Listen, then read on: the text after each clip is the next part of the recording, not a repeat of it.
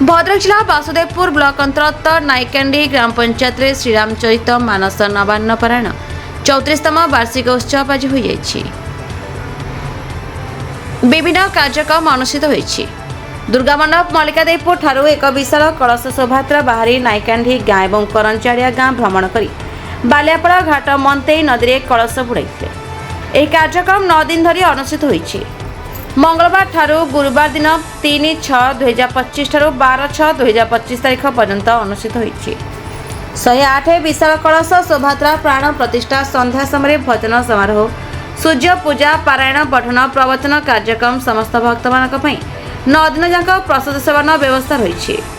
रमाकांत सेवा फाउंडेशन तरफ उद्यापन उत्सव में 10,000 ऊर्ध्व राम भक्त मानक पई प्रसाद सेवन व्यवस्था होइतला। कलश शोभायात्रा भाग नहीं समस्त भक्त मानक पई रमाकांत सेवा फाउंडेशन तरफ दही सरबत लेंबू पानी बंटन कराइछि।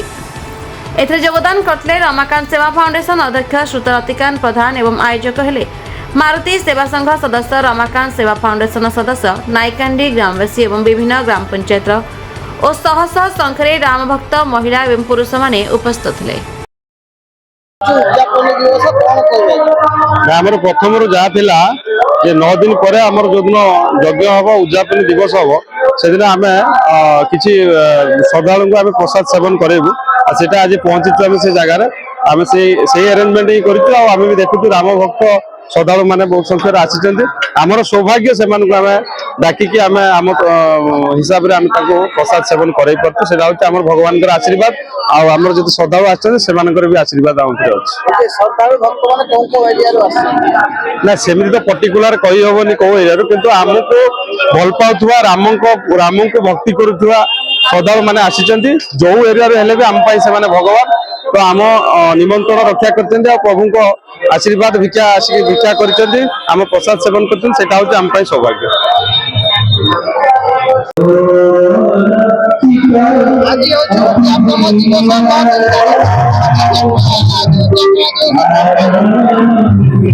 आज श्रीरामचरित मानस नवान्न पारण नाम यज्ञ उद्यापन उत्सव।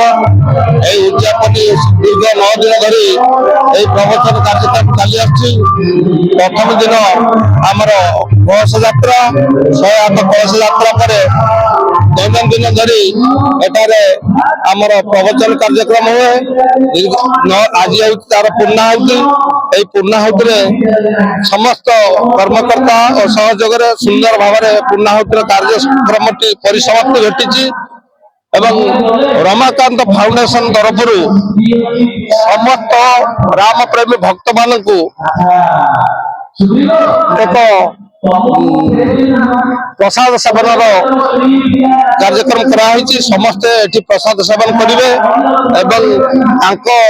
सहायतार समस्त कार्य भल भाव संपादन होती प्रतिवर्ष परी एवर्ष मत बहुत सरस सुंदर अनुष्ठान तेणु मु सर्वप्रथम धन्यवाद देवी रमाकांत सेवा फाउंडेशन मुख्य रतिकांत प्रधान महोदय को जहाँ सहयोग आज ये अनुष्ठान बहुत अग्रसर करू मुझे मोर वक्तव्य रखुची।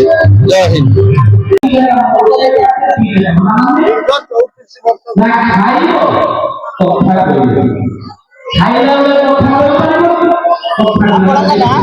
मो ना रश्मिता बेहरा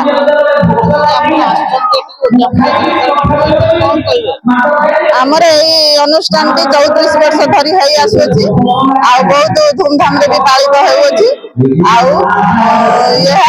रमाकांत फाउंडेशन तरफ आज प्रसाद सेवन व्यवस्था अच्छी समस्त भी खुशी अच्छा बहुत आम नायकानी बासी मैंने बहुत भल भाव आनंद उत्सव पालन समस्त तो बहुत आनंदित अच्छा परिसर को लेकिन समस्त भी बहुत खुशी अच्छा। भद्रक जिला वासुदेवपुर ब्लॉक शेख सैयद कादरी का report the Republic Odisha 24 news.